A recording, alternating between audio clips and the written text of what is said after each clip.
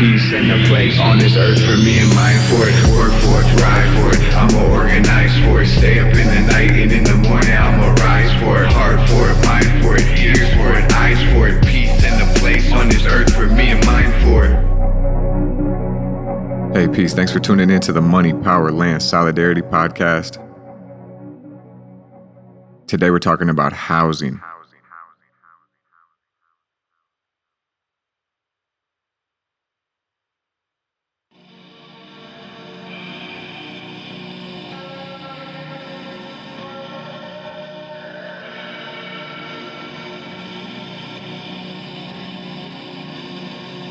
As we outlined in Season 1, housing is a fundamental component of the Upper Harbor Terminal redevelopment and is one of the most impactful sectors of the city's overall political economy.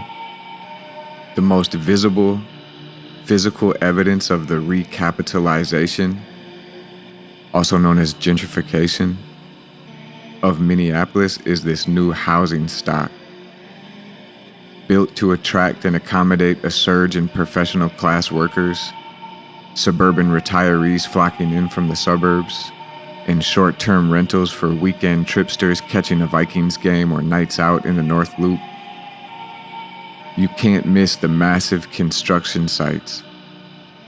Holes in the ground surrounded by cranes and massive earth-moving machines. The new towers rewriting the skyline. New buildings reconfiguring neighborhoods. Another one of the starkly apparent consequences of this recapitalization is the growth of unsheltered people in the city. More and more families sleeping outdoors in the shadow of this new housing stock. Encampments of hundreds of people having to construct makeshift shelters and erect tents on boulevards, under bridges, in the parks, etc. The impacts of housing policy are all around us. The Upper Harbor Terminal is an opportunity to really learn about housing policy, both to understand what is being proposed on those 48 acres and to understand what is happening across the region and across the city. What policies are in place, who do they benefit, and who do they harm? Where did these policy ideas come from? What are the underlying worldviews, ideologies, and property relationships that produce these policies? What are the policy alternatives we can pursue to end houselessness and provide housing security for all poor and working people? That's what we want to do on today's episode. Take a quick analysis of the reigning housing policy set in Minneapolis and then outline a transformative housing policy for the future.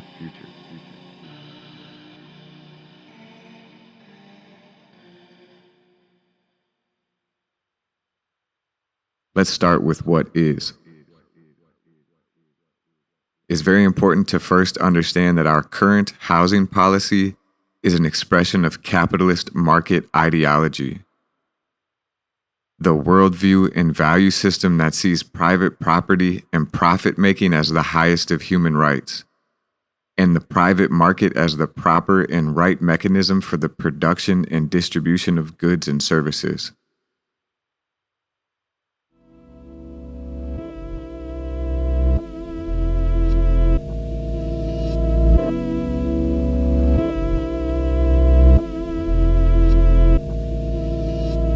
In this capitalist market ideology, housing is not seen as a human right, but as an investment for an owner to amass wealth and as a commodity that a consumer must purchase in order to obtain. While much of this ideology is inherited, as it is the dominant, hegemonic ruling class ideology in our society, it has taken on a particular energy and enthusiasm and form in Minneapolis in the last 15 years, and even more so in our current regime under Jacob Fry and Lisa Bender. Private real estate development and market housing production are a fundamental aspect of both Fry and Bender's vision for the city. Private development, dense, luxury, top-of-the-market housing construction to raise the property values and the tax base, and generate the consumption economy of retail shops, restaurants, entertainments, etc. A key policy assumption that reigns in Minneapolis today is that the private market should be the preferred housing developer, that public housing is terminally diseased and undesirable, and that the role of the city is to facilitate land sales and public subsidies to catalyze private developers. These are incredibly impactful policy decisions on which many other decisions are layered. By ceding rights to development, land, and infrastructure to private actors, the city is cementing the domination of the wealthy, land and property owning class over the rest of us, creating a situation where profit is prioritized over the human right to housing. This decision to place housing into the category of capitalist commodity and speculative asset is at the root of houselessness and much poverty and oppression in our society. If you go back to our interview with Dr. Brittany Lewis in season 1, you can hear her talk about how impactful housing is for all other facets of life and struggles facing families in North Minneapolis. The core question is, should housing be treated as a speculative asset or as a basic human right? Is the value of housing the money that it could make for an owner or the shelter it provides for the dweller? This is a core question at the base of all housing policy decisions, frameworks, and visions. Now that we've established that capitalist ideological groundwork, let's discuss a few of the more acutely impactful housing policies at the city today. To be clear, this is a really cursory look. I hope we can create some episodes that dig deeper into some of these, but today we're just going to touch base and get a sense of what's happening.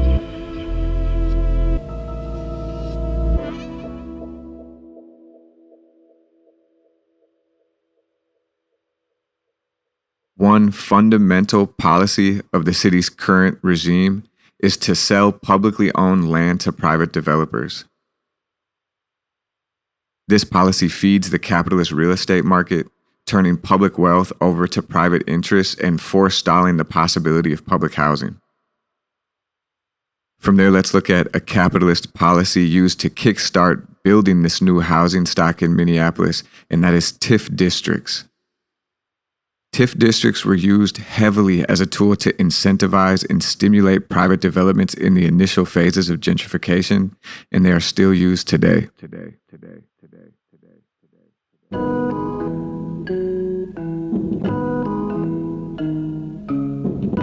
TIF stands for tax increment financing.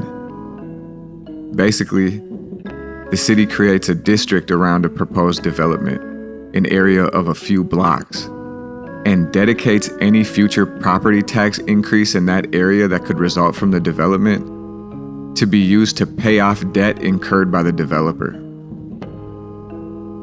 This is a public subsidy that transfers the risk of the project onto the public and the financial benefit to the developer. TIF districts were the catalyst for the development of the North Loop, the Mill District, and the Central Hennepin area, epicenters of gentrification. What's very important to note is these projects are consciously and purposefully intended to catalyze further private development.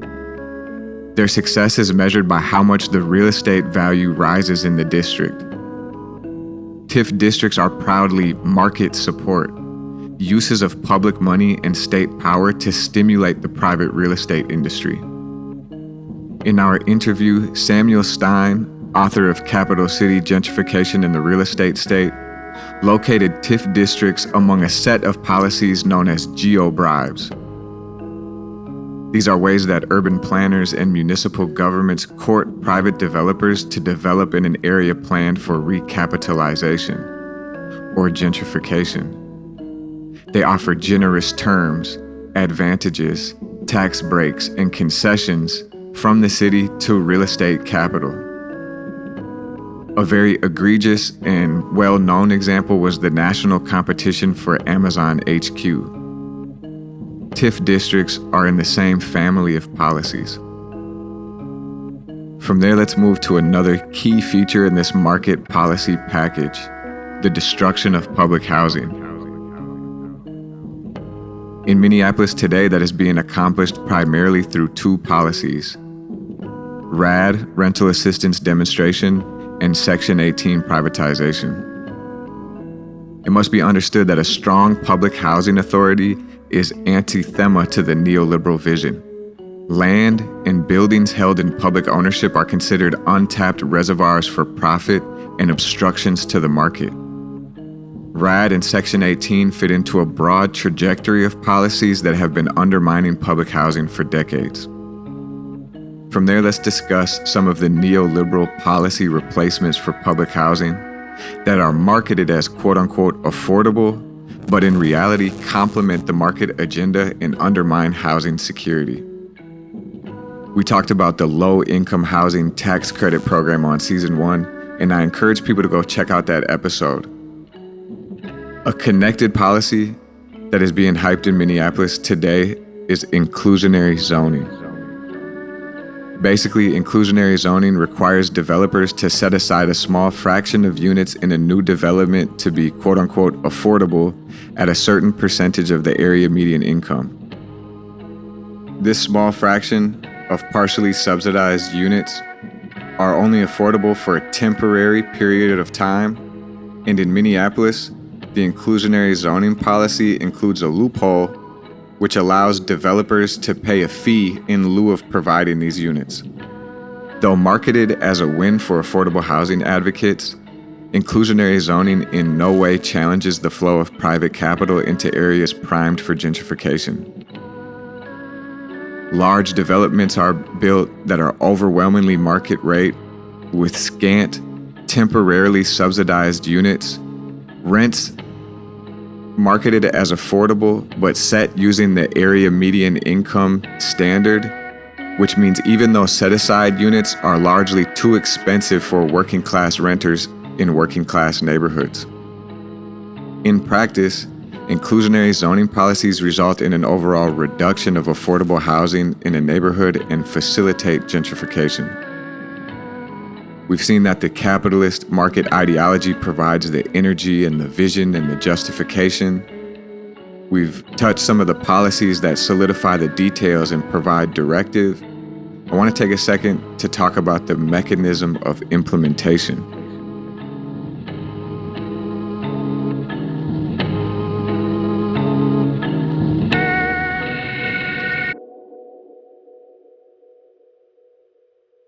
CPED. The City of Minneapolis Department of Community Planning and Economic Development is the central arm for enacting this policy agenda. David Frank, the recently departed director of CPED, is emblematic of the department, its ideology, its goals, and its function. Frank came into his role from the private real estate economy, where he was a developer with Schaefer Richardson, a Twin Cities real estate firm. David Frank was also the president of the North Loop Neighborhood Association and chaired a steering committee on public-private partnerships for development around the Twin Stadium. This is a clear local example of the revolving door between private business and the public agencies supposedly tasked with regulating them. In reality, we see that real estate capital governs Minneapolis.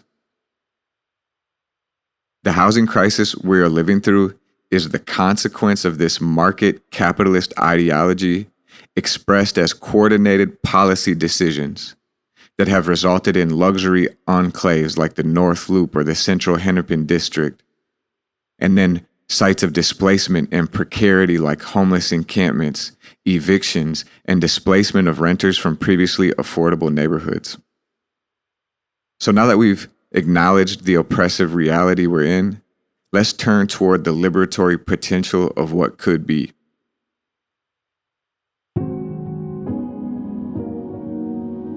First, a sober attempt to create a different reality means we have to have a contending ideology, a holistic vision and value set that holds housing as a fundamental human right, and a policy set that flows from those values and can turn that vision into a reality.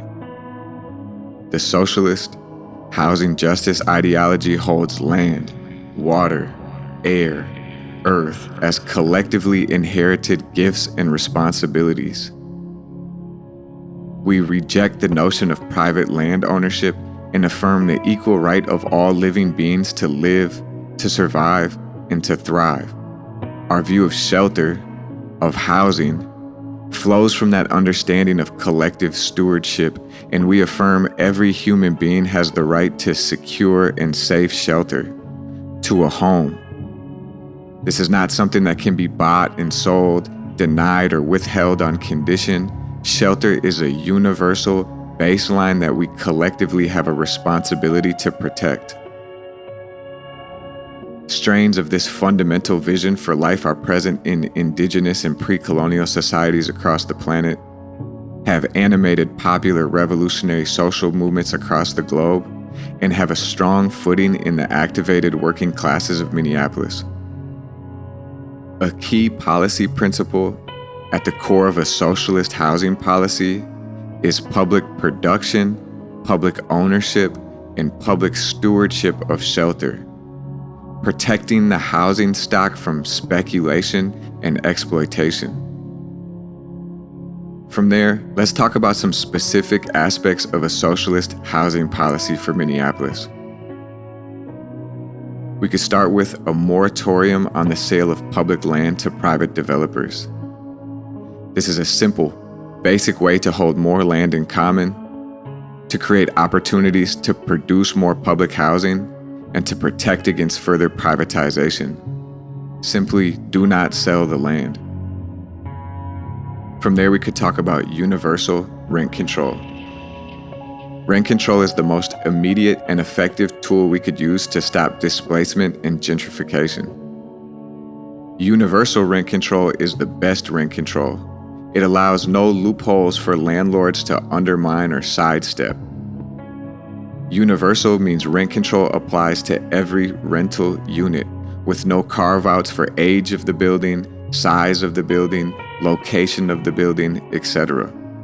Rent control reduces the pressure of speculation on the real estate market and will make it more possible to take buildings off the private market into the public housing stock.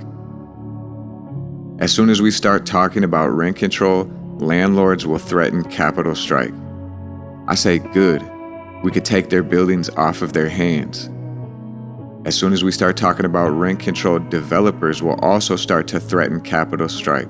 I say good. We want them out of the way for public development. From there, we need to talk about the expansion of public housing. We should be working to construct public housing at the municipal level, using bonding power and taxing power to build beautiful, high-quality, deeply and permanently affordable housing. We should be talking about purchasing or appropriating buildings from the private market and adding them to the public housing stock. We should immediately stop participation in RAD and Section 18 programs. And we should be listening to groups like the Defend Glendale and Keep Public Housing Public Coalition and Building Power with Public Housing Tenants on the Ground. A connected and urgent housing policy the city should adapt is to municipalize underutilized hotels to create emergency shelters for people facing this winter sleeping outdoors. These buildings can be used as short-term emergency shelters and then put into a pipeline to become public housing. Rather than offering geo-bribes to real estate capitalists to build market housing, we should be taxing the large corporations and foundations in the region and using that money to build public housing. Seattle's recently passed Amazon tax is a model to look at.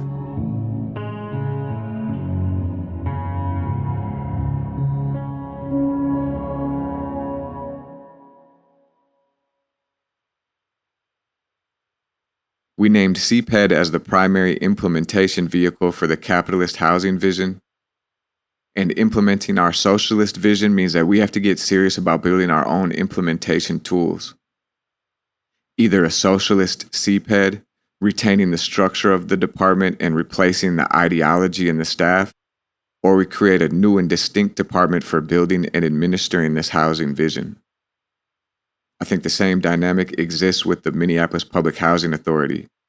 It either needs a complete overhaul or we need to start over with a new public housing authority.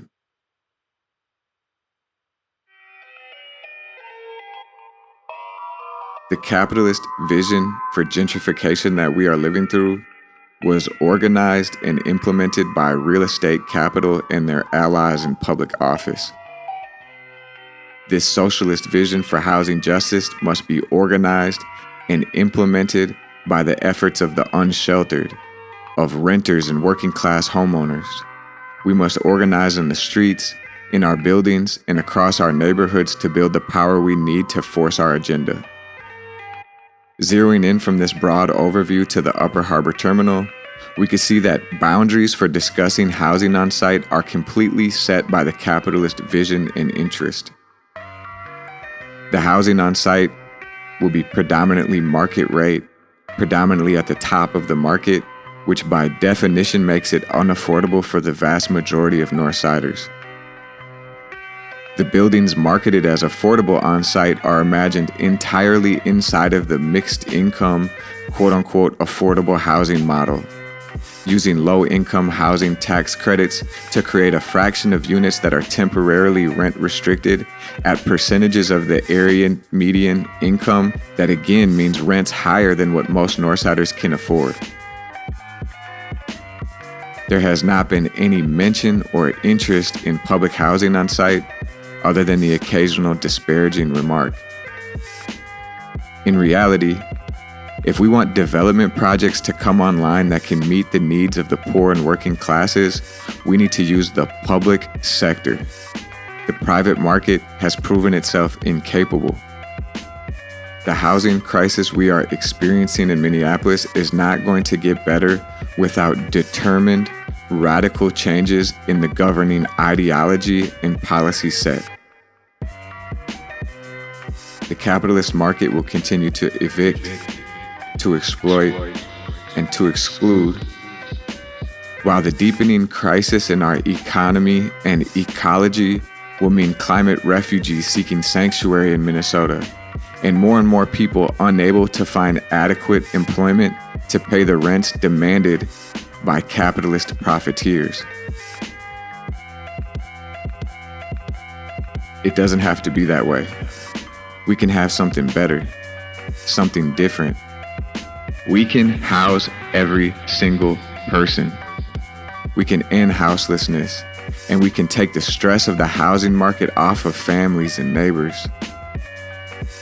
I think development projects like the Upper Harbor Terminal are moments for us to connect and to build out that vision and build out our power to enact it. With that said, I'll see you in the struggle. Money, power, land, solidarity.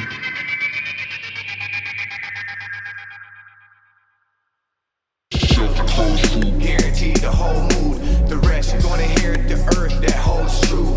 Culture, power grows, gonna deal them a few blows. The elders transcended the spirit, the youth grows.